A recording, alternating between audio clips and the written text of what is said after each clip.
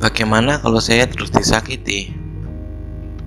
Bagaimana kalau orang itu terus menyakiti saya setiap hari, setiap ada kesempatan? Masa saya biarkan saja? Yang disebut menyakiti pada pengertiannya bukanlah tindakan fisik.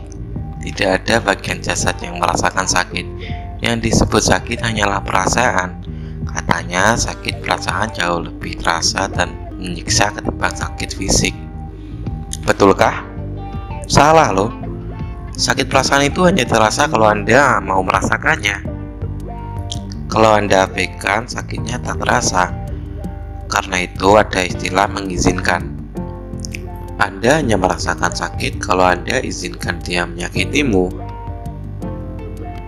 Misalnya, kalau ada interaksi dalam pekerjaan atau keluarga, dan interaksi itu toksik, hindari perlakuannya. Udah, jangan abaikan, jangan pikirkan, dan jangan khawatir. Orang itu tidak berhak untuk berada dalam pikiran kalian. Apa sih contohnya?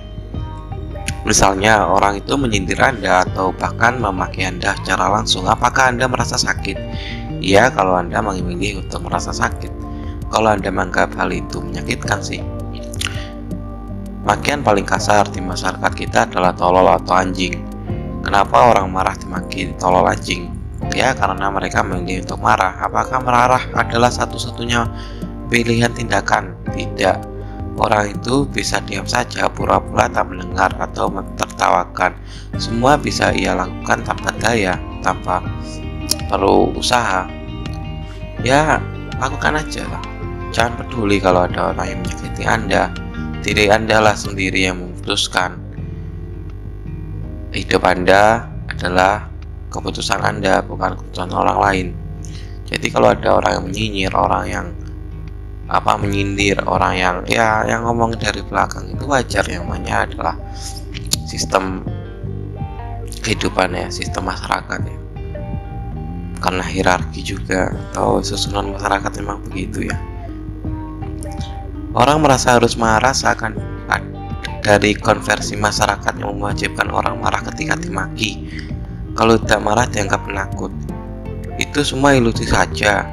Tidak ada konvensi itu, dan kita bebas untuk merespon. Jadi pernyataan bahwa ia terus menyakiti saya itu adalah pernyataan keliru. Dia tidak menyakiti Anda sendiri yang memilih untuk merasa sakit.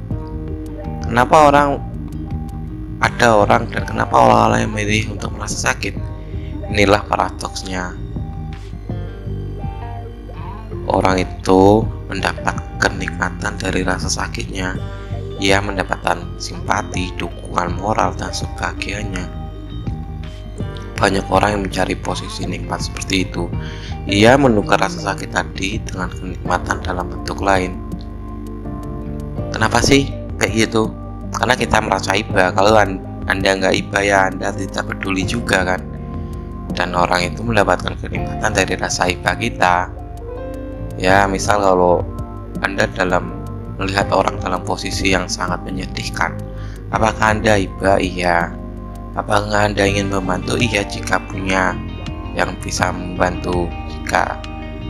Jika Anda seperti itu, maka orang itu bisa jadi tidak bisa berkembang, bisa jadi akan terus seperti itu. Itu juga bisa menjadi pangkal penipuan juga rasa iba. Makanya lebih baik kita menilai dulu apakah patut atau wajar, apakah bisa, apakah boleh juga untuk merasa iba. Ya, namanya juga orang baik ya, seperti kalian merasa iba. Tak jarang orang demikian itu tak lagi mengundang simpati, melainkan kejengkelan bagi orang yang melihatnya. Ya, memang benar sih, pasti kalian seperti itu ya. Kalau udah tahu sih, kalau nggak tahu ya merasa simpati.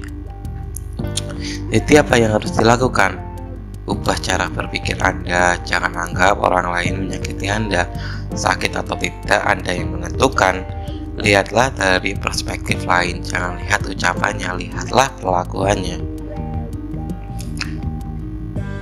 Kita tidak boleh menilai orang lain dari sampulnya, dari ucapannya, kita nilai dari perilakunya ya. Kadang kalimat bodoh, Anda bodoh atau apa, itu sebenarnya orang yang baik loh, orang yang mau meluruskan Anda biasanya, atau memang mau maki sih ya.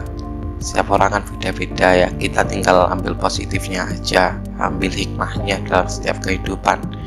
Jangan sampai hal-hal yang menyakitkan itu membuat Anda merasa frustasi, depresi, Anda ingin mengakhiri diri, mengakhiri kehidupan Anda. Sudah ya, terima kasih ya sudah menonton video yang lumayan agak panjang. Pokoknya inti-intinya kan cuma bagaimana kalau dia terus menyakiti Anda bisa memilih untuk merasa tidak sakit. Sebenarnya itu doang sih intinya ya, tapi namanya juga video ya.